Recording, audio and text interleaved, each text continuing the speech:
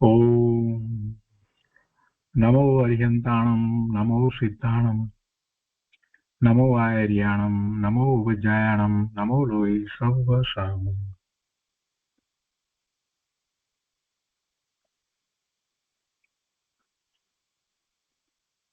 પૂજ્ય ગુરુદેવ કાંજી સ્વામીએ ઘણા શાસ્ત્રોનો સ્વાધ્યાય કરાવ્યો, ખૂબ વસ્તુ સ્વરૂપને સ્પષ્ટ કર્યું અને સાથે ને સાથે પુરુષાર્થ બતાવ્યો કે જીવે સમ્યક્ત્વ પ્રગટ કરવાનો પુરુષાર્થ કઈ રીતે કરવાનો છે અને સ્વરૂપનું લક્ષ કરવા માટેની, સ્વરૂપમાં એકાગ્રતા કરવા માટેની અનેક રીતે વિધિ બતાવી.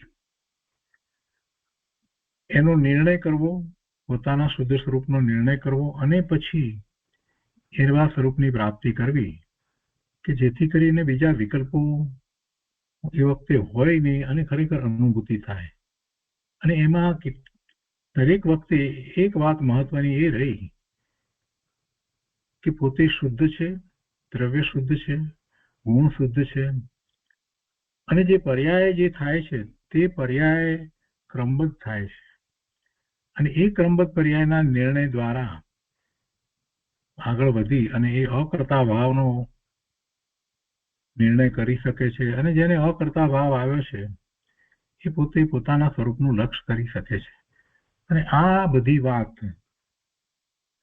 ગુરુદેવે બધા જ શાસ્ત્રોના સ્વાધ્યાય વખતે સમજાવી અને એમાંથી જે ક્રમબદ્ધ પર્યાયની વાત હતી એનું સંકલન કરી અને એક પુસ્તક પ્રગટ કરવામાં આવ્યું.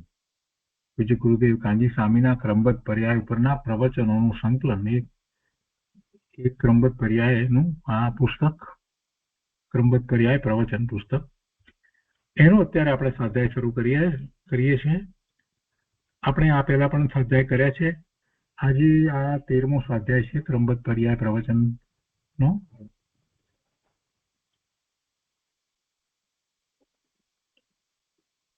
એમાં અગાઉ આપણે ક્રમબદ્ધ પર્યાયની જેને શ્રદ્ધા નથી થતી, જે એમાં પુરુષાર્થ નથી જોતો, અથવા તો અજ્ઞાની મિથ્યા દ્રષ્ટિ જે રીતે માને છે તો એના બધા સમાધાનો, આ બધી વાત આપણે કરી.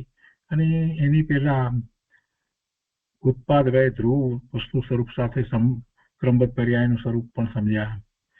સ્વામી કાર્તિકે અનુપ્રેક્ષામાંથી પણ આપણે જે ગાથાઓ હતી એનો સ્વાધ્યાય કર્યો અને સમયસારની ગાથાનો સ્વાધ્યાય કરી અને એ વાતને આપણે ખૂબ સ્પષ્ટ કરી.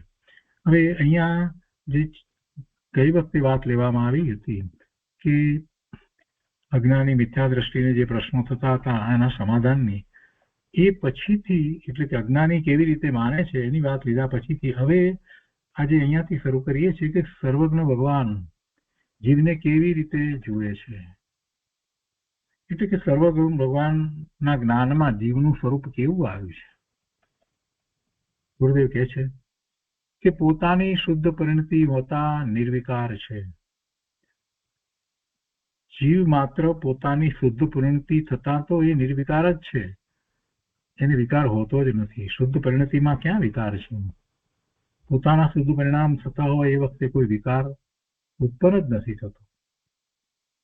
શુદ્ધ પરિણામ કેવી રીતે થાય? સ્વરૂપનું લક્ષ્ય કરે, સ્વરૂપને અનુસરીને જે પરિણામ થાય છે એ શુદ્ધ પરિણામ છે. એ વખતે ઉપયોગ શુદ્ધ છે અને એ નિર્વિકાર છે. એમાં કોઈ વિકાર હોતો નથી, એમાં કોઈ વિકલ્પ હોતો નથી. વિકારની તો વાત બાજુ પર મૂકીએ, એમાં કોઈ એવો વિકલ્પ પણ નથી, કોઈ સ્વભાવનો વિકલ્પ નથી હોતો. જ્યારે અનુભૂતિ છે ત્યારે તો કે હું મારા સ્વરૂપનો અનુભવ કરું એવો વિકલ્પ નથી હોતો. અનુભવના કાળે માત્ર અનુભવ જ છે. આનંદનું વેદન છે, શાંતિનું વેદન છે. ગુરુદેવ અહીંયા કહે છે કે પોતાની શુદ્ધ પરિણતિ હોતા નિર્વિકાર છે. પોતે ભગવાન આત્મા વિકાર રહિત જ છે. આ જીવ વિકાર વિનાનો જ છે, વસ્તુમાં વિકાર ક્યાંય છે નહીં. ગુરુદેવ કહે છે કે દેખો, પોતે સ્વભાવ ચૈતન્ય મૂર્તિ છે. સ્વભાવથી જ પોતે ચૈતન્ય મૂર્તિ છે. પોતાનો ભાવ જ એ છે. જાણનાર આનંદ કંદ વસ્તુ આત્મા છે. સર્વજ્ઞ પરમાત્મા તીર્થંકર દેવ કેવળ જ્ઞાનીએ તો એમ જોયું કે તું તો જ્ઞાન અને આનંદ છો, તું તો જ્ઞાન અને આનંદ સ્વરૂપ છો. જ્ઞાન સ્વરૂપ આનંદ સ્વરૂપ છે એવો તું તો ભગવાન આત્મા છો. પરમાત્માના જ્ઞાનમાં એમ નથી આવ્યું કે તું રાગ વાળો છો, એમ નથી આવ્યું કે આ પર પદાર્થો સંયોગો વગેરે એના વાળો પરવાળો છો. એમ ભગવાને જીવનું સ્વરૂપ નથી જોયું. આ આત્માને ભગવાન કેવળ જ્ઞાનીએ એવો જોયો કે આ તો જ્ઞાન સ્વરૂપ આનંદ સ્વરૂપ છે અને પર વસ્તુ તે જ્ઞેય સ્વરૂપ છે, એમ ભગવાને જોયું. અને એમ તું તને ન જોતા ભગવાને જેવું જોયું છે એવી રીતે તું ન જુએ, એવી શ્રદ્ધા ન કરે અને હું જાણનાર દેખનાર અને આનંદ છું એમ સ્વીકાર પણ ન કરે, એવો વિચાર પણ ન કરે અને એમ ન જોતા પરને જોતા તને તારી પર્યાયમાં વિકારની દશા ઉત્પન્ન થાય, એ તો સ્વરૂપના અજ્ઞાનના અભાને, સ્વરૂપના અજ્ઞાનને કારણે છે. અહીંયા એમ કેવું છે કે સ્વરૂપના જ્ઞાનના અભાને, જ્ઞાનનું ભાન નથી, અથવા તો સ્વરૂપના અજ્ઞાનના કારણે ઉત્પન્ન થાય છે, એમ સમજવું. ભગવાનના જ્ઞાનમાં કેવું સ્વરૂપ મારું જણાયું છે એનો જયારે આપણે વિચાર કરીએ, એને સ્વીકારી લઈએ. એનો સ્વીકાર કેમ થતો નથી કે હું સિદ્ધ સમાન શુદ્ધ પૂર્ણ પવિત્ર છું? ભગવાનના જ્ઞાનમાં જે વાત આવી છે એનો કેમ આપણે સ્વીકાર ન કરીએ? કોઈ કારણ નથી આપણી પાસે એનો સ્વીકાર ન કરવા માટેનું. તો એવો જે સ્વીકાર નથી કરતા એ સમ્યક દર્શન કેવી રીતે પ્રગટ કરશે? પોતાને શુદ્ધ જાણી માની અને એનું લક્ષ્ય કરી અને શુદ્ધ પરિણામ થશે. પોતાને વિકારી માની અને શુદ્ધ પરિણામ ક્યાંથી થશે? ગુરુદેવ અહીંયા આગળ પણ કહે છે કે હે ભગવાન, આપના જ્ઞાનમાં, હે વિતરાગ પરમેશ્વર પ્રભુ નાથ, આપના જ્ઞાનમાં અમારો જે આ આત્મા નિજ હોવાપણે શુદ્ધ છે તેને તમે આત્મા જાણો છો અને કહો છો કે આવો આત્મા છે, એમ આપ અમને કહો છો અને એ વાતનો અમને સ્વીકાર છે. એવું જે ચિંતન કરે એને નિર્ણય થાય અને આગળ વધી અને પછી નિર્વિકલ્પ ધ્યાનનો પુરુષાર્થ થાય. હે ભગવાન, હે પરમાત્મા, હે વિતરાગ દેવ, આપના જ્ઞાનમાં અમારો આ આત્મા નિજ હોવાપણે પોતાપણે છે, શુદ્ધ છે અને એને આપ આત્મા જાણો છો, એને આપ આત્મા કહો છો. આ વર્તમાન પર્યાયને આપ આત્મા નથી કહેતા. અમારે માટે એ અહોભાગ્યની વાત છે. અને એમ જેમ ભગવાને જાણ્યું છે એ રીતે જે આત્મા જાણે છે તેને સમ્યક દર્શન થાય છે. નિજ સત્તાનો સ્વીકાર, નિજ અસ્તિત્વનો સ્વીકાર, પોતાની હયાતીનો સ્વીકાર કર્યા વિના પોતાના સ્વરૂપનો અનુભવ ક્યાંથી થશે? અને એ વાત આપણે ઘણી વાર કરી છે. આગળ અહીંયા લઈએ છીએ કે કોઈને પ્રશ્ન થાય છે, ક્રમબદ્ધ પર્યાયનો હજી નિર્ણય નથી થયો તો કેટલાક પ્રશ્નો થાય છે. એની પણ જે કેટલીક વાત છે કે રાગ દ્વેષ ક્રમબદ્ધ થાય છે એવું જે વિચારી રહ્યો છે એ ખરેખર ગુરુદેવ કહે છે કે એ ઊંધેથી ઉપડ્યો છે. અને એ વાતને આજે આપણે સમજવાની છે. અને પછી બીજી પણ એવી બે થી ત્રણ વાત છે જે આપણે લઈશું. અહીંયા કોઈનો પ્રશ્ન છે કે જો ક્રમબદ્ધ પર્યાય જ્યારે જે થવાની હોય તે જ થાય છે તો પછી વિકારી ભાવ પણ થવાના હતા ત્યારે થયા છે ને? આ વિકારી ભાવ થયા તો પણ એ પણ ક્રમબદ્ધમાં જ થયા છે ને? થવાના હોય ત્યારે જ થાય છે ને? ગુરુદેવ એને ઉત્તર આપતા કહે છે કે અરે ભાઈ, તારો પ્રશ્ન ઊંધેથી ઉપડ્યો છે. તને વિચાર બીજો કાંઈ ના આવ્યો ને વિકારનો વિચાર આવ્યો. વિકારી પર્યાય થવાની હતી ત્યારે થઈ. આમ જેણે પોતાના જ્ઞાનમાં પ્રતીત કરી છે તેની રુચિ ક્યાં અટકી છે? વિકારમાં અટકી છે. એને બીજો કાંઈ વિચાર ના આવ્યો, કાંઈ બીજો વિકલ્પ ના ઉઠ્યો ને ક્રમબદ્ધ પર્યાયની વાતને માનવામાં એને સૌથી પહેલું શું પકડ્યું? વિકાર પકડીને બેઠો કે વિકાર પણ એના કારણે થાય છે તો અમને થશે છે, જે ત્યાં સુધી વિકાર થવાનો હશે ત્યાં સુધી થશે. આવી વાત તો કે છે કે એનો જો તને ખરેખર નિર્ણય થયો હોય, તારા જ્ઞાનમાં એવી શ્રદ્ધા તને બેઠી હોય કે ક્રમબદ્ધ પર્યાય જ છે, તો તને વિકારનો કેમ પહેલો વિચાર આવ્યો? જેને એ પોતે પોતાના જ્ઞાનમાં એવી પ્રતીતિ કરી છે કે વિકારી પર્યાય થવાની હતી ત્યારે થઈ, તો પછી એની સાથે બીજી પણ પ્રતીતિ હોય કે એકલી વિકારની જ પ્રતીતિ હોય? સાથે એ પણ પ્રતીતિ હોય કે નહીં કે પોતાના શુદ્ધ પરિણામ પણ ક્રમબદ્ધમાં થવાના જ છે, પોતાનું સિદ્ધત્વ પણ ક્રમબદ્ધમાં થવાનું જ છે, એ પ્રતીતિ પણ સાથે હોય કે ન હોય? ગુરુદેવ બહુ સરસ રીતે આપણને તર્ક દ્વારા સમજાવે છે કે વિકારી પર્યાય થવાની હતી ત્યારે થઈ. આમ જેણે પોતાના જ્ઞાનમાં પ્રતીત કરી છે તો તેની રુચિ ક્યાં અટકી છે? વિકારને જાણનાર જ્ઞાનની રુચિ છે કે વિકારની રુચિ છે? જો તને વિકારને જાણનાર એ તારું જ્ઞાન છે, એની રુચિ હોય કે ના બરાબર છે, મને જ્ઞાનમાં આ ક્રમબદ્ધ પર્યાયનો નિર્ણય છે અને વિકાર પણ થઈ રહ્યા છે, પર્યાયના વિકારોને તો જુએ છે, તો સાથે સાથે તને એ પણ હોય કે જો આ વિકાર થાય છે તો નિર્મળ પરિણામ પણ થવાના છે, એ પણ ક્રમબદ્ધમાં નિશ્ચિત જ છે, અને એવા પરિણામ જ્યારે થશે ત્યારે દ્રષ્ટિ સ્વરૂપ તરફ હશે, એવું પણ તને વિકલ્પ આવવો જોઈતો હતો. ગુરુદેવ કહે છે કે તને વિકારની રુચિ છે કે જ્ઞાનની રુચિ છે? વિકારને યથાર્થપણે જાણવાનું કામ કરનાર વીર્ય તો પોતાના જ્ઞાનનું છે, અને તે જ્ઞાનનું વીર્ય વિકારથી ખસીને સ્વભાવના જ્ઞાનમાં અટક્યું છે.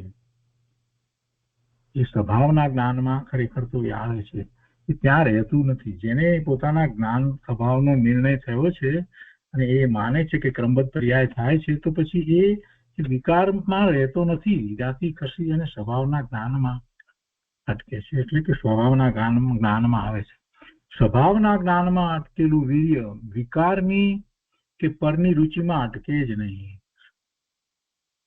સ્વભાવના જ્ઞાનમાં જે અટકેલું વીર્ય છે કે ના મારો સ્વભાવ, મારો જ્ઞાન સ્વભાવ, તો એમાં જે એવા નિર્ણયમાં જે આવ્યો છે એનું વીર્ય પછી વિકારની કે પરની રુચિમાં અટકે જ નહીં, પણ સ્વભાવના જોરે વિકારનો અલ્પકાળમાં ક્ષય કરે.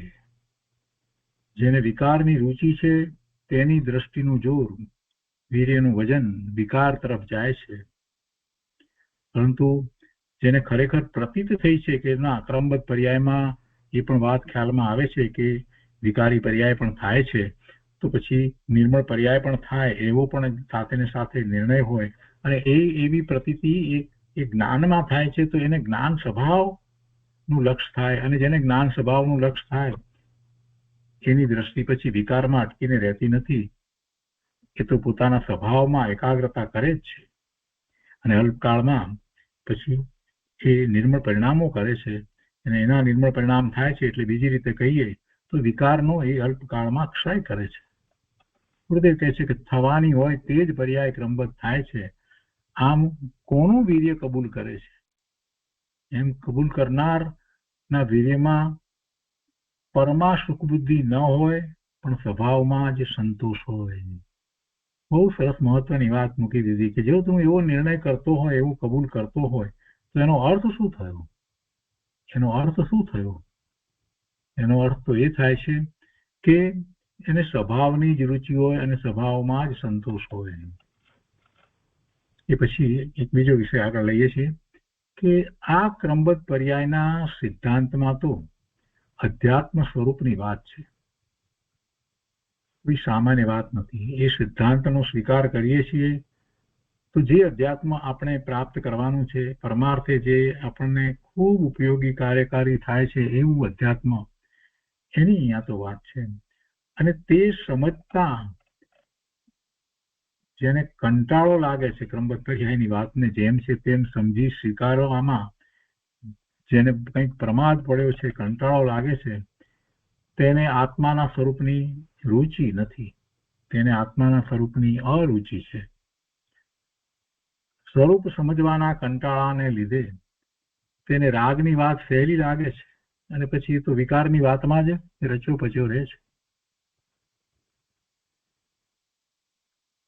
રાગની વાત કહેતા ભલે એમાં શુભભાવની વાત પણ આવે, એટલે એ વાતની સ્પષ્ટતા ગુરુદેવે કરી છે અહીંયા કે એમાં એને એમ હોય રાગની વાત સહેલી લાગે એટલે કે શુભ ભાવની વાત એને સહેલી લાગે ને એ પ્રમાણે ધર્મ માનતો હોય તો કે છે કે અધ્યાત્મ પદ્ધતિમાં તો રાગનો ઉપદેશ હોય નહીં. આગમ પદ્ધતિમાં રાગ અને વિકલ્પની વાત વ્યવહારથી કરી હોય, શુભ ભાવ વગેરેની બધી વાત વ્યવહારથી આગમ પદ્ધતિમાં કરી હોય, પણ અધ્યાત્મમાં તો શુભને છોડીને શુદ્ધમાં જવાની વાત હોય છે. એટલે અધ્યાત્મ પદ્ધતિમાં તો રાગ એટલે શુભ ભાવનો ઉપદેશ હોય નહીં. આગમ પદ્ધતિમાં બધી વાત આવે, એમાં શુભ ભાવની વાત પણ આવે અને એના વિકલ્પની વાત પણ આવે. જે ભગવાનની વાણીમાં જે વાત આવી છે એ બધી વાત જે દ્રવ્યશ્રુત તરીકે કહેવામાં આવી છે એ બધી વાત હોય, પણ એ કઈ અપેક્ષાથી કહેવાય છે એ પણ પાછું સ્પષ્ટ હોય. કોઈ વાત નિશ્ચયથી કહેવાય હોય ને કોઈ વાત વ્યવહારથી કહેવાય હોય. તો આ બધી વાત જે શુભ ભાવ વગેરેની વાત જે કહેવાય હોય વ્યવહારથી કરી હોય અને તે સાંભળતા જેને હોશ આવે છે, એટલે એ શુભ ભાવ વગેરેની વાત સાંભળતા હોશ આવે છે અને અધ્યાત્મ સ્વરૂપની વાત સમજવાની હોશ આવતી નથી, તેને આત્માના પરમાર્થ સ્વરૂપનો કંટાળો છે અને સ્વરૂપનો કંટાળો તે જ મિથ્યાત્વ છે.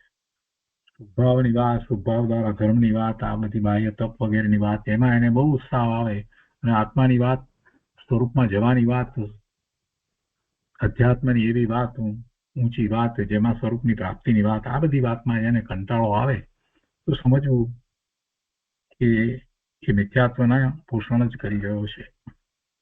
ગુરુદેવ કહે છે કે કુંદકુંદાચાર્ય ભગવાન પડકાર કરીને ચેતવે છે કે ભાઈ ધ્યાન રાખજે, સ્વભાવની સાધક દશામાં, સ્વભાવને સાધવો છે એટલે સ્વભાવની પ્રાપ્તિ કરવી છે, ગુણ પ્રકટતા કરવી છે, એવી સ્વભાવની સાધક દશામાં વચ્ચે રાગ આવી પડશે ખરો, વચ્ચે રાગ આવશે, શુભ ભાવ આવશે, નહીં આવે એવું નહીં બને. મુનિ દશામાં પણ વિકલ્પ ઉઠશે ખરો, પણ તેને સાધન ન માનતો, તેને સાધન ન માનીશ, તેની હોશ ન કરીશ, તે બાધક છે, તેને કારણે બંધ જ થાય છે. તેને બાધકપણે જાણી અને છોડી દેજે અને નિશ્ચય સ્વભાવના જોરે આગળ પગલા ભરજે. એટલે કે નિશ્ચય સ્વભાવની દ્રષ્ટિના જોરે જ સારી પર્યાય ક્રમે ક્રમે શુદ્ધ થતી જશે. શુભ ભાવમાં હોશ કરીને રોકાઈ ન રહેતો, એ વચ્ચે આવશે એવા વિકલ્પ પણ ઉઠશે, પણ એ અટકવાના સ્થાન છે એટલે એને બાધક જાણી અને છોડી દેજે. કેટલી સરસ વાત મૂકી છે ગુરુદેવે.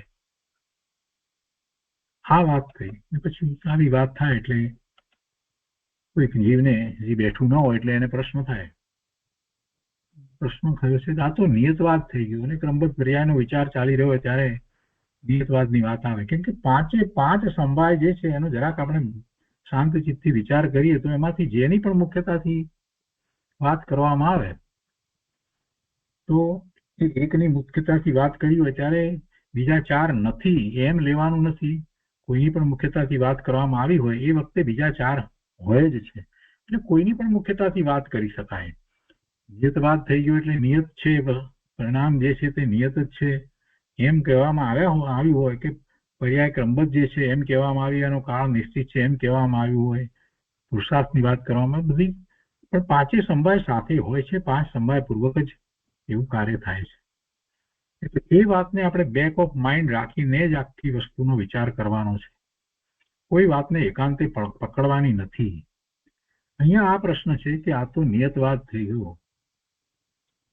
ગુરુદેવ એનું સમાધાન આપતા કહે છે કે આ સમ્યક નિયતવાદ છે. નિયત છે પણ એક સમ્યક છે, મિથ્યા નિયતવાદ નથી. સમ્યક નિયતવાદ એટલે શું?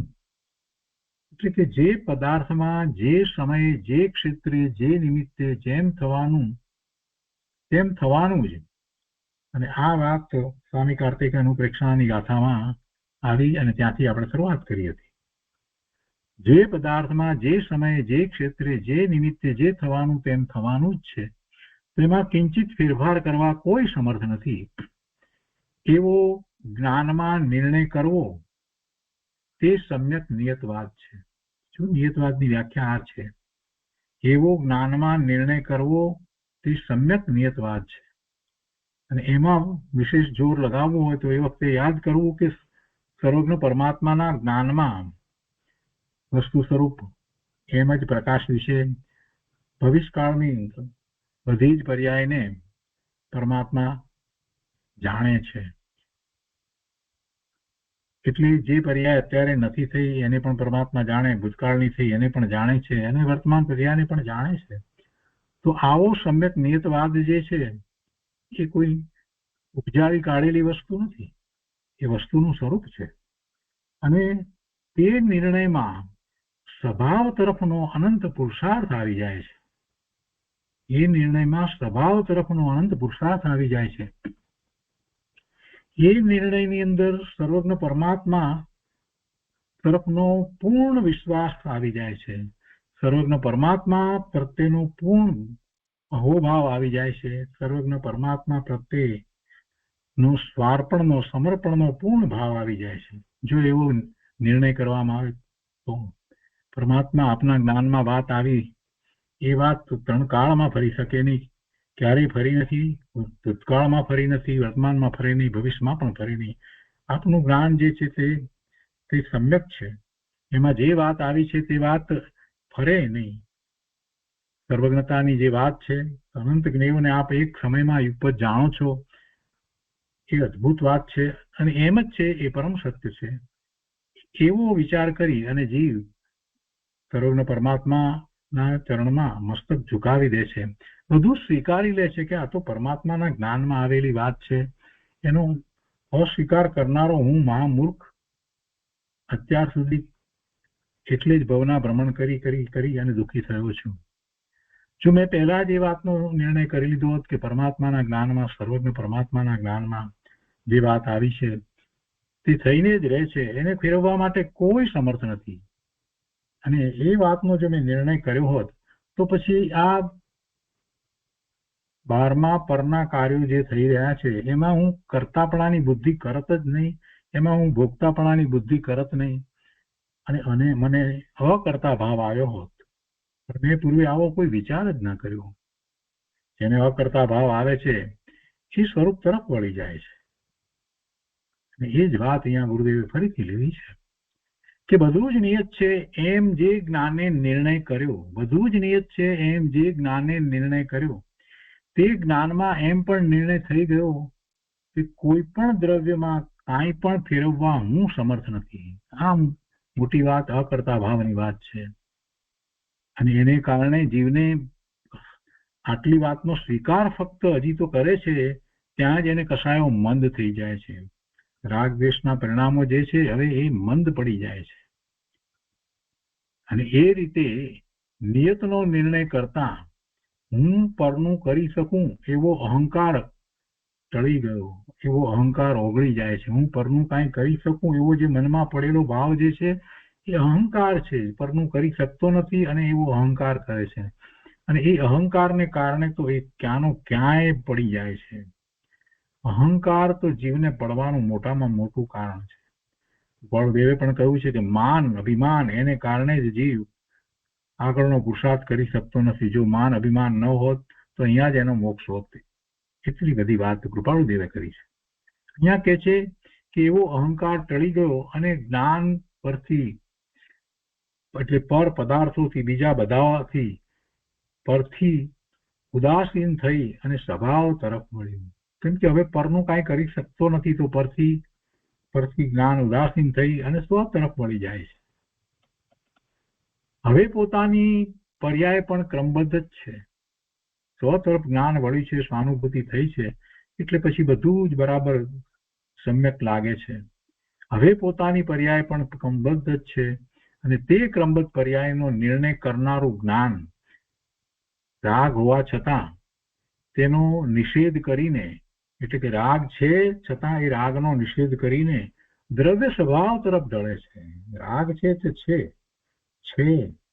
એને કાઢી નથી નાખતા, એ છે છતાં પણ એનો નિષેધ એ રીતે કરે છે કે એ મારું સ્વરૂપ નથી. વર્તમાન પર્યાયમાં રાગ છે પણ એ મારું સ્વરૂપ નથી. મારું સ્વરૂપ શું છે? તો દ્રવ્ય સ્વભાવ જે છે એ જ મારું સ્વરૂપ છે. એટલે એમ એ દ્રવ્ય સ્વભાવ તરફ ઢળે છે. કઈ રીતે ઢળે છે? તો જે કહે છે કે જ્યારે રાગને જાણે છે ત્યારે જ્ઞાનમાં એમ વિચારે છે કે મારી ક્રમબદ્ધ પર્યાયો મારા દ્રવ્યમાંથી પ્રગટે છે. મારી ક્રમબદ્ધ પર્યાયો મારા દ્રવ્યમાંથી પ્રગટે છે.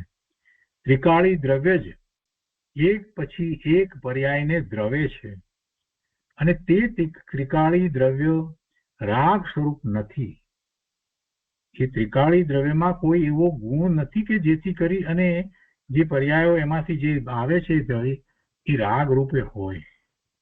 માટે આ જે રાગ થયો છે એ મારું સ્વરૂપ નથી, એ મારું ખરું સ્વરૂપ નથી. એ રાગ મારાથી ભિન્ન છે, જુદો છે, મારા સ્વરૂપને અનુસરીને નથી થયું, એટલે મારું સ્વરૂપ નથી અને હું તેનો કરતા નથી. આવી દ્રષ્ટિ થાય છે અને આ જ દ્રષ્ટિ જેની થઈ છે એ સ્વરૂપમાં એકાગ્રતા કરે છે અને આ રીતે સમ્યક નિયતવાદનો પોતાના જ્ઞાનમાં જેણે યથાર્થ નિર્ણય કર્યો તે જીવનું જ્ઞાન પોતાના શુદ્ધ સ્વભાવ તરફ ઢળ્યું અને તેને સ્વભાવના શ્રદ્ધા જ્ઞાન થયા. પરથી ઉદાસીન થયો, રાગનો અકર્તા થયો અને પરથી તથા વિકારથી ખસી અને બુદ્ધિ સ્વભાવમાં જ રોકાણી. એનો જ્ઞાન દર્શનનો ઉપયોગ હવે સ્વભાવને વિશે જ રોકાય છે, વારંવાર એ તરફ વળી જાય છે અને આ સમ્યક નિયતવાદનું ફળ છે. તેમાં જ્ઞાન અને પુરુષાર્થનો સ્વીકાર છે. અને પછી બીજી સાથે વાત લીધી છે, પણ જે નિયતવાદને માને છે એટલે કે જેમ થવાનું હશે તેમ થશે એમ માને છે, પરંતુ નિયતવાદના નિર્ણયમાં પોતાનું જે જ્ઞાન અને પુરુષાર્થ આવે છે તેનો સ્વીકાર કરતો નથી, અર્થાત સ્વભાવ તરફ ઢળતો નથી, તે મિથ્યા દ્રષ્ટિ છે. અને એ નિયતવાદ જે કહેવામાં આવ્યો છે એ મિથ્યા દ્રષ્ટિનો નિયતવાદ એ ગૃહિત મિથ્યાત્વનો ભેદ છે. એ ગૃહિત મિથ્યા દ્રષ્ટિને હોય. એ પછીથી એક બીજો પ્રશ્ન છે, અહીંયા કહે છે કે ક્રમબદ્ધનું વાસ્તવિક રહસ્ય ન સમજવા વાળા અજ્ઞાની ક્રમબદ્ધનું ગીત ગાતી વખતે શું ભૂલ કરે છે? એટલે કે ક્રમબદ્ધની વાત કરતી વખતે શું ભૂલ કરે છે, કઈ કઈ રીતે ક્રમબદ્ધની વાત કરે છે? આ વાતને આપણે બરાબર પકડવાની છે. વાતમાં લોકો ક્રમબદ્ધ બોલે છે ને, કાંઈક પોતે ધાર્યું હોય એમ ન થાય તો અશ્વામાંય બોલે છે, તો કે ક્રમબદ્ધમાં થવાનું છે એમ થશે. એકબીજાની સાથે ઠઠ્ઠા મસ્કરી કરતા કરતા એમ બોલે છે કે હો એ તો કે ક્રમબદ્ધમાં થવાનું હતું તે થયું. નાની નાની વાતની અંદર જે એ રીતે બોલે છે ને એને શું ક્રમબદ્ધનો નિર્ણય છે? જો ક્રમબદ્ધનો નિર્ણય હોય તો એમને હાસ્ય એવો કસાય ભાવ હોય નહીં. હાસ્ય તો કસાય છે ને, રતિ અરતિ, હાસ્ય, શોક, ભય, જુગુપ્સા ને 3 વેદ, આ તો એ તો કસાય છે.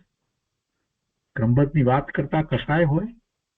વાતમાં બોલે છે, હસી કાઢે છે, આ બધું જે કરે છે ને લોકો વર્તમાનમાં ક્રમબદ્ધને સમજ્યા વિના,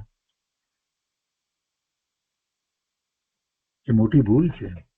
અહીંયા એ પ્રશ્ન કર્યો છે કે એ બધા જ્ઞાની ક્રમબદ્ધની વાત કરતા શું ભૂલ કરે છે?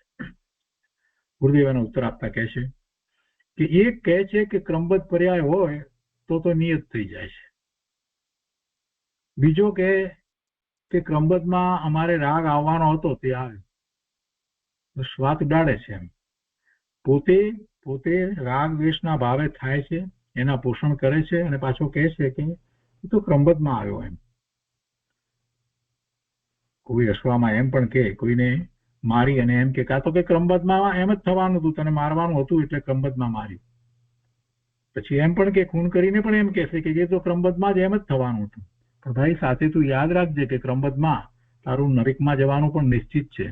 અને જે આવી રીતે ક્રમબદ્ધની હાંસી ઉડાવી રહ્યા છે, જેને ક્રમબદ્ધનો નિર્ણય નથી અને બીજાને લાફો મારે કે ગાળ બોલે અને એમ કે આ તો ક્રમબદ્ધમાં, તો એને પણ સમજવાનું કે એને તો હજી અર્ધપુદ્ગલ પરાવર્તન કાળ કરતા ઘણો વિશેષ કાળ બાકી છે મુક્ત થવાનો, એટલે એને તો હજી અનંત ભવ થવાના છે. એને સમ્યક તો અત્યારે થાય એમ નથી, એને તો ઘણું રખડવાનું છે. અને એવી જે માન્યતાઓ કરવા વાળા જે છે હા એ બધા ભૂલ્યા છે. અહીંયા કહે છે કે તે બંને ભૂલ્યા છે. એ મિથ્યા દ્રષ્ટિ છે. મિથ્યાત્વને ઉલટું પુષ્ટ કરી અને નિગોદનો માર્ગ બંને લીધો છે. કેમ કે 3 પર્યાયમાં 2000 સાગરોપમનો કાળ વીતે પછી એ જીવ તેમાંથી 3 પર્યાયમાંથી પાછો એ નિગોદમાં ચાલ્યો જાય, ઇતર નિગોદમાં ચાલ્યો જાય છે. એટલે ગુરુદેવ અહીંયા એમ કે છે કે એવી રીતે જે માની રહ્યો છે એ મિથ્યાત્વને ઉલટું પુષ્ટ કરી અને નિગોદનો માર્ગ એને બંને લીધો છે. જેને ક્રમબદ્ધ યથાર્થ બેઠું છે, જેને ક્રમબદ્ધ બરાબર બેઠું છે, સમજાયું છે, એનો સ્વીકાર થયો છે અને એ દ્વારા એ ક્રમબદ્ધનો નિર્ણય કરે છે, તો એ પુરુષાર્થ કરી રહ્યો છે. એ સાચા અર્થમાં સમ્યક્ત્વનો પુરુષાર્થ કરી રહ્યો છે. ક્રમબદ્ધનો પુરુષાર્થ એટલે બીજી રીતે કહીએ તો એ સમ્યક્ત્વનો જ પુરુષાર્થ છે. જેને ક્રમબદ્ધ પર્યાય યથાર્થ સમજાય છે, એટલે ક્રમબદ્ધ જેને યથાર્થ બેઠું છે તેની દ્રષ્ટિ પર્યાય ઉપરથી ખસીને આનંદમય આત્મા ઉપર છે. એની દ્રષ્ટિ ત્રિકાળી ધ્રુવ વસ્તુ ઉપર છે, એની દ્રષ્ટિ દ્રવ્ય ઉપર છે. તેને ક્રમબદ્ધમાં રાગ આવે છે તેનો જાણનાર રહે છે, કેમ કે એની દ્રષ્ટિ આત્મા તરફ છે, સ્વરૂપ તરફ દ્રષ્ટિ છે. એટલે જે રાગ થયો એ પર્યાયમાં થયો છે તો એનો જ્ઞાતા થઈ જાય છે. જ્ઞાન આનંદ સ્વભાવની દ્રષ્ટિપૂર્વક જે રાગ આવે છે, એટલે કે જ્ઞાન આનંદ સ્વભાવની દ્રષ્ટિ, એટલે એમાં જ એ રોકાયો છે, એની જેને મુખ્યતા છે, એની જે શ્રદ્ધા છે અને એ જ તરફ એનું લક્ષ્ય રહ્યું છે. છતાં પણ જે રાગ આવે, સ્વભાવ વગેરે આવે છે, તો તે રાગ એ દુઃખરૂપ લાગે છે. તેને ક્રમબદ્ધને સાચા અર્થમાં માન્યું છે એટલે એને એ બધો રાગ ખરેખર દુઃખરૂપ લાગે છે. અને એ વખતે પણ એની દ્રષ્ટિ સ્વરૂપ તરફ છે, એટલે એ માને છે કે આ મારું સ્વરૂપ નહીં, આ જે થયું છે તે મારું સ્વરૂપ નહીં. અને એને જ ક્રમબદ્ધને યથાર્થ માન્યું છે, એને ક્રમબદ્ધને યથાર્થ માન્યું છે. બહુ સરસ વાતો આવે છે પ્રભુ. એક પછી એક વાતમાં આપણે જેમ જેમ સારી રીતે વિચાર કરતા જઈએ છીએ તેમ તેમ આપણને એમાંથી પરમાર્થે કેવો પુરુષાર્થ હોય એનો ખ્યાલ આવે છે. અને ગુરુદેવની વાતને સાંભળી, સ્વીકારી અને આત્મસાત કરતા આપણને ધ્યાનનો પુરુષાર્થ, આપણો નિર્વિકલ્પ ધ્યાનનો પુરુષાર્થ, એ પ્રયોગ આપણો બહુ સહેલો અને સફળ થઈ જાય છે. પછી વિકલ્પો ઉઠતા નથી. આ બધી વાતને જાતે વાંચીએ, વિચારીએ અને સ્વીકારી લઈએ કે આમ જ છે. શુક્રા, હું નકામાનો ખોટી દલીલોમાં પડ્યો છું, હું શુક્રા ખોટી દલીલમાં ઉતર્યો છું. વસ્તુ સ્વરૂપ આમ છે એમ સ્વીકારવા જતા મને શું વાંધો પડ્યો છે, એમ જાતને પ્રશ્ન પૂછવો જોઈએ. અને એવો પ્રશ્ન જે પોતાની જાતને પૂછે છે અને પછી ચિંતન કરે છે, સમાધાન પ્રાપ્ત કરે છે, તો એને શાંતિ થઈ જાય છે. એને પછી કસાયો એવા તીવ્ર ઉઠતા જ નથી. એને કોઈ જગ્યાએ વિરોધ કરવાનો વિકલ્પ ઉઠતો જ નથી. જગત આખું વ્યવસ્થિત છે. જગતના પરિણામો, જગતને કારણે જે થવા યોગ્ય છે તે થાય છે. એટલે એની એ રુચિ કરી અને એમાં ગૂંચવાઈ જઈ અને એને પોતાનો સમય વેડફી નથી નાખતો. પોતાને પરમાર્થે જે કરવાનું છે એમાં જ રોકાઈ રહે છે. બહુ મોટી વાત છે. આગળ પણ અહીંયા કહે છે કે જો આમાં જ્ઞાયક સ્વભાવ તરફથી લેવાનું છે. જો ગુરુદેવ આપણને બહુ સરસ રીતે એ સમજાવે છે કે તમારે કેવી રીતે એમાં આગળ વધવું. તમે પર્યાયને જોયા કરશો તો નહીં આગળ વધી શકાય. ગુરુદેવ કહે છે કે આમાં જ્ઞાયક સ્વભાવ તરફથી લેવાનું છે. સ્વભાવની મુખ્યતા રાખવાની છે અને પર્યાય જે છે એને ગૌણ કરતા જવાનું છે. દરેક સમયે પર્યાય બદલાય છે એનું આપણને જ્ઞાન છે, પણ એને ગૌણ કરવાની છે, દ્રષ્ટિ સ્વભાવ તરફ રાખવાની છે. ગુરુદેવ કહે છે કે આમાં જ્ઞાયક સ્વભાવ તરફથી લેવાનું છે. જ્ઞાયક તરફથી લે તો જ આ ક્રમબદ્ધ પર્યાયની વાત યથાર્થ સમજાય તેવી છે. જે જીવ પાત્ર થઈને પોતાના આત્માને માટે સમજવા માંગતો હોય તેને આ વાત યથાર્થ સમજાય તેવી છે. બીજા જેઠાઈ વાળા જીવો તો આ સમજ્યા વિના ઊંધું લે છે અને જ્ઞાયક સ્વભાવના નિર્ણયનો પુરુષાર્થ છોડી અને ક્રમબદ્ધ પર્યાયના નામે પોતાના સ્વચ્છંદને પોષે છે. જ્ઞાયક સ્વભાવનો નિર્ણય, એની દ્રષ્ટિ, એના વિના ક્રમબદ્ધની વાત સમજાય એવી નથી, પકડાય એવી નથી, એનું રહસ્ય પણ ખ્યાલમાં આવે એવું નથી, એનું પ્રયોજન પણ ખબર પડે એવું નથી. એટલે જ્ઞાયકની દ્રષ્ટિ જ નહીં, જ્ઞાયક સ્વભાવનો નિર્ણય નહીં, એના સ્વભાવનો નિર્ણય કરવા માટેનો કોઈ યત્ન કરતા નથી. જ્ઞાયક સ્વભાવના નિર્ણયનો પુરુષાર્થ જ નથી અને માત્ર ક્રમબદ્ધ પર્યાયના નામે પોતે વાતો કરે છે તો એ બધા સ્વચ્છંદને પોષે છે. જેને જ્ઞાનની શ્રદ્ધા નથી, જેને જ્ઞાનની શ્રદ્ધા નથી, કેવળીની પ્રતીત નથી, અંતરમાં વૈરાગ્ય નથી, કસાયની મંદતા પણ નથી, સ્વચ્છંદતા છૂટી નથી અને ક્રમબદ્ધનું નામ લે છે, એવા ધીઠ સ્વચ્છંદી જીવની અહીં વાત નથી. આ ક્રમબદ્ધ પર્યાય સમજે તેને સ્વચ્છંદ રહે જ નહીં. પણ એની શરૂઆત કરવી જોઈએ, ક્યાંથી કરવી જોઈએ એ ગુરુદેવે કહ્યું કે ભાઈ તું તારા જ્ઞાયક સ્વભાવથી શરૂ કરીને જો, તારા સ્વરૂપથી દ્રષ્ટિ આગળ લઈ જઈ અને વિચાર કર. એનો નિર્ણય રાખીને કે હું તો શુદ્ધ આત્મા, ભગવાન આત્મા શુદ્ધ ત્રિકાળ શુદ્ધ જ છું, એ નિર્ણયને પકડી રાખી અને પછી તું ક્રમબદ્ધને સમજવા જઈશ તો તને ક્રમબદ્ધ તરત જ સમજાશે નહીં, એનો સ્વીકાર પણ થઈ જશે. અને એનો જે સ્વીકાર કરવાનો તારો આખો જે પુરુષાર્થ છે એ જ સમ્યક્ત્વનો પુરુષાર્થ થઈને રહેશે. તો કે છે કે આ ક્રમબદ્ધ પર્યાય સમજે તેને સ્વચ્છંદ રહે જ નહીં, તે તો જ્ઞાયક થઈ જાય. ભગવાન ક્રમબદ્ધ પર્યાય સમજાવીને અમે તો તને તારા જ્ઞાયક આત્માનો નિર્ણય કરાવવા માંગીએ છીએ. જો પૂજ્ય ગુરુદેવની કૃપા જુઓ, કેટલી બધી કરુણાપૂર્વક આખી વાત કરે છે. કે છે કે ભાઈ આપણને એમ ભગવાન કહીને સંબોધે છે, ભગવાન ક્રમબદ્ધ પર્યાય સમજાવીને અમે તો તને તારા જ્ઞાયક આત્માનો નિર્ણય કરાવવા માંગીએ છીએ અને આત્મા પરનો અકર્તા છે એ બતાવવા માંગીએ છીએ.